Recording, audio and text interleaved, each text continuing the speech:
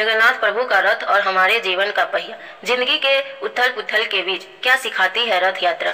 नमस्कार, आप सभी की हिंदी कहानी में स्वागत है। वीडियो को लाइक करिए, चैनल को सब्सक्राइब करिए, शेयर करिए। आइए जानते हैं आगे।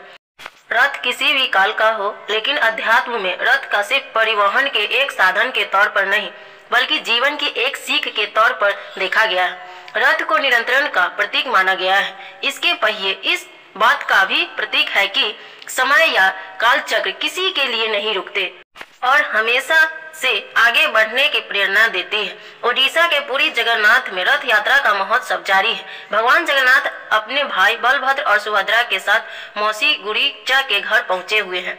यहाँ वह कुछ दिन निवास करते हैं। इस दौरान श्री मंदिर के बजाय गुड़ीचा धाम में ही उनकी पूजा होती है। इसके बाद वह जब श्री मंदिर में लौटते हैं तो इसे बहुदा या बहुरा रथ यात्रा कहते हैं। ओडिशा में बहुरा का अर्थ होता है वापसी। खैर, रथ यात्रा ओडिशा की प्राचीन परंपरा है और यह सिर्फ ओडिशा का ही नहीं प्रतिनिधित्व नहीं करती है, बल्कि यह प्राचीन काल से चली आ रही है।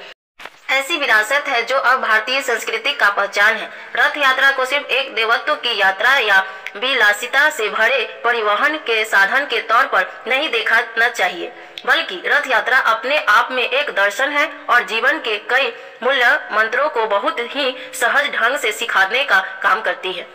अध्यात्म में रथ का क्या है महत्व। हालांकि रथ किसी भी काल का हो, लेकिन अध्यात्म में रथ को सिर्फ परिवहन के एक साधन के तौर पर नहीं, बल्कि जीवन के एक सीख के तौर पर देखा गया है।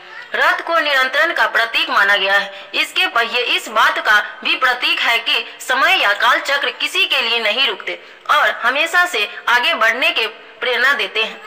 ऐतरेय ब्राह्मण ग्रंथ में एक सूक्त है, चैरेवेति चैरेवेति, यानी चलते रहो चलते रहो। एक ही शब्द को दो बार प्रयोग करने की क्या जरूरत रही होगी।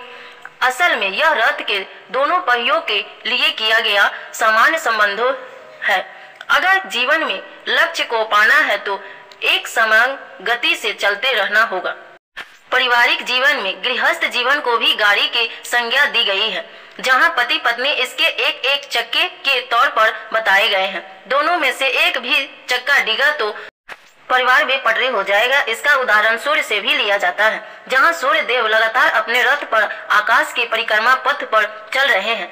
बिना रुके कुछ भी हो जाए, उनका रथ नहीं रुक सकता। दिन और रात उनके रथ के दो पहिए हैं और मन ही उनके रथ के रास है। धर्म, अर्थ, काम, मोक्ष उनके चार घोड़े हैं। इस पर काबू करने ही सूर्य देव का रथ लगातार सफल जीवन की ओर बढ़ रहा है। गृहस्थों को उनसे सीखना चाहिए। इसी जानकारी पाने के लिए वीडियो को लाइक करिए, चैनल को सब्सक्राइब करिए, प्यारा सा कमेंट करिए और यह कहानी तथ्य कैसा लगा कमेंट में जरूर बताएं। कमेंट में जय जगन्नाथ जरूर लिखें। Thank you.